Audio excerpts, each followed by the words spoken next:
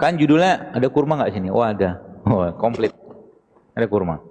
Kalau makan kurma, Nabi SAW biasa makan kurma dengan semangka.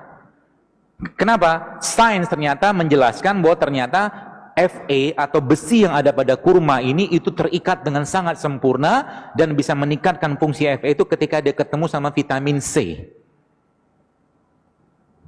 Maka makanlah kurma dengan semangka atau jeruk. Kan tinggi itu vitamin C-nya. Atau apa lagi? Biar Anda kuat tulang-tulangnya, habis Anda makan kurma, Anda ngapain? Anda minum persan jeruk nipis sama madu. Wah, you are strong man lah. Minum itu. Vitamin C dapat, enzim dapat, semua dapat. Dan perkasa luar biasa. Kenapa? Ada besi di sini. Kuat kita nanti. Dan jangan berlebihan. Termasuk ibu-ibu yang mau hamil atau sedang hamil, makan kurma boleh nggak? Boleh. Tiap hari. Tapi hanya 7 butir itu cukup. Nggak usah lebih.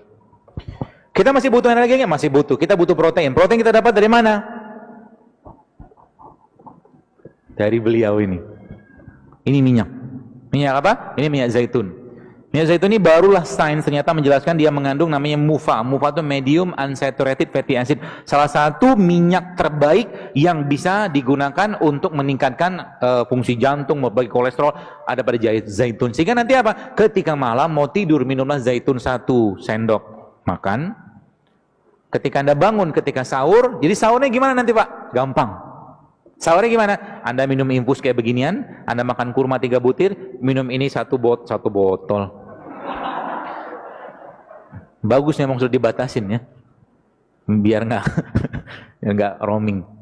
Minum ini 1 sendok makan, udah cukup buat energisnya. Habis itu ngapain? Doa banyak-banyak. Kan sahur harusnya banyak doa.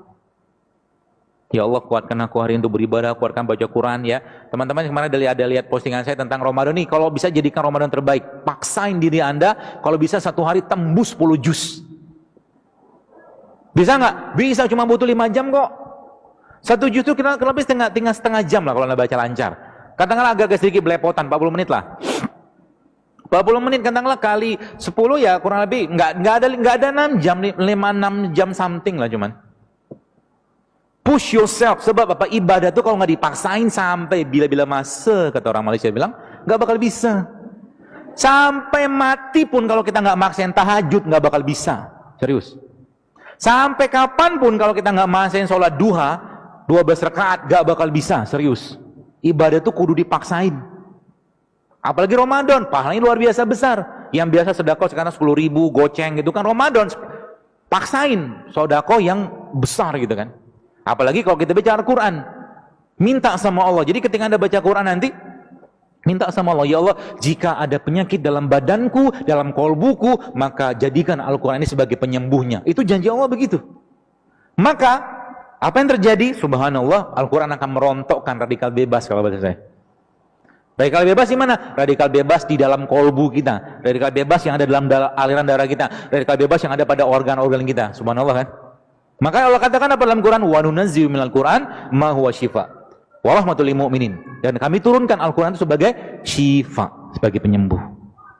Maka kita harus amat sangat yakin bahwa Al-Quran itu memang penyembuh. Syaratnya gimana? Sama ketika Anda atau seseorang sakit. 2 menit lagi ya? Habis. 1 menit deh. Ketika Anda sakit, berobat ke dokter atau mungkin berobat ke herbalis, lalu Anda dikasih obat, katakanlah, minumlah Pak ya 3 kali 5 kapsul atau 3 kali 500 miligram. Nggak sembuh, naikin dosis sama dia. Kan gitu. Maka sama juga dengan Al-Quran. Al-Quran ketika belum memberikan efek, naikkan dosisnya. Dahsyat kan? Naikkan dosis baca Al-Quran sampai apa? Sampai kharu sujada wa bukiya. Kita tersungkur, bersujud, menangis, minta ampun sama Allah, maka saat itulah Allah akan mencurahkan rahmat dan ampunannya, penyakit-penyakitnya dibuang oleh Allah SWT. Itu dahsyatnya bulan Ramadan. Ya, maka jangan sibuk dengan makanan bulan Ramadan. Itu kata kuncinya. Sibuk dengan ibadah aja.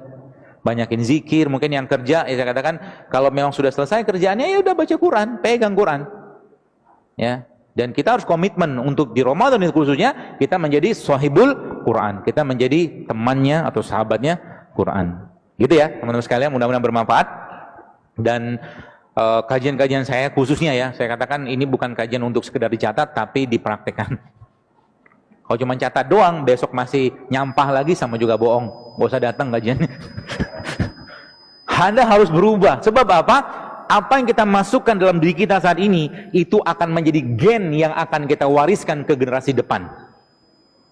Ya, dan kita lihat Indonesia saat ini luar biasa besar ya. Apa boleh saya katakan? Ya boleh saya katakan peracunan tanda kutip makanan kita saat ini mengerikan luar biasa. Sehingga apa? Tandanya apa? Autoimun zaman dulu nggak banyak, sekarang berjibun, berlimpah autoimun. Penyakit-penyakit yang nggak ada 50 tahun itu sekarang